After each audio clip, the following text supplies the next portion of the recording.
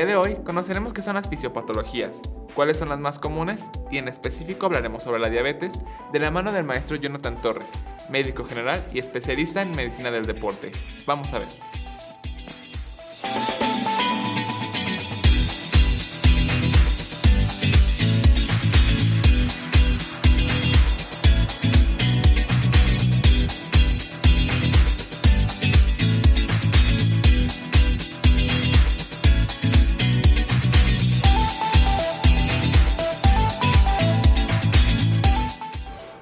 Mi nombre es Jonathan Torres Moreno, soy médico general.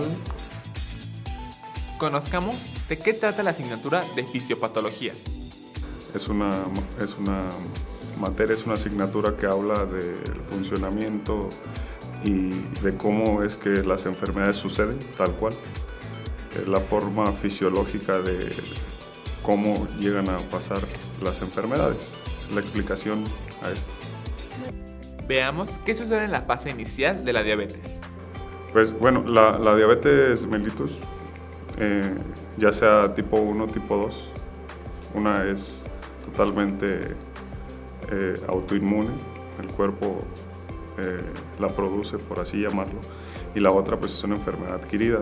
Actualmente la diabetes mellitus es la principal enfermedad en México, es la enfermedad que más muerte está causando.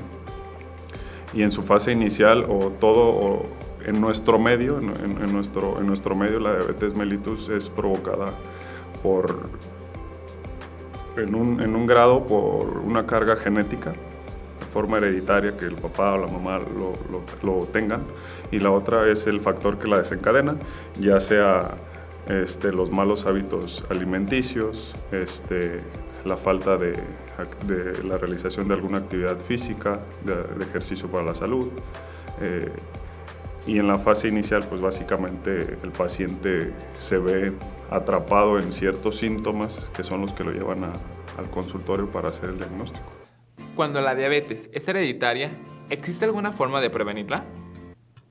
Hoy en día, como mexicano, volviendo al tema de que somos el primer país en obesidad, de que somos el primer país probablemente también en diabetes mellitus, producto de esta situación, cuando el paciente tiene una carga genética, es decir, tú o yo tenemos algún familiar que padece esta enfermedad, pues lo primero que tenemos que hacer es prender ese foco rojo en nosotros y cuidarnos al grado de tratar de evitar que esta enfermedad recaiga también en nosotros como hijos de padres diabéticos en este caso. El entorno en general es el que termina por provocar este tipo de enfermedad. Hijo de padres diabéticos, muy malos hábitos alimenticios, poca actividad física o ejercicio para la salud, cero práctica de ningún deporte. Entonces, todos estos factores terminan por juntarse y pues es lo que desencadena esta enfermedad como tal. Por otro lado está la fase clínica. Conozcamos qué sucede en ella. Bueno, la fase clínica es hablar ya del paciente que tiene el diagnóstico hecho y derecho, ¿no? Que ya pasó por un proceso de análisis químico y demás, en el que al paciente se le etiqueta como un paciente diabético tal cual. Y hablando propiamente de la diabetes tipo 2, ¿no? Que es la más común. En esta fase es muy curioso porque los pacientes en las fases iniciales de la diabetes, aun cuando sea el diagnóstico clínicamente, no presentan síntomas alarmantes, no presentan síntomas que los hagan incluso creer que tienen diabetes, porque pareciera que aunque tuvieran el diagnóstico, hay pacientes que no toman cartas en el asunto, producto de que su vida sigue siendo tal cual de normal, ¿no?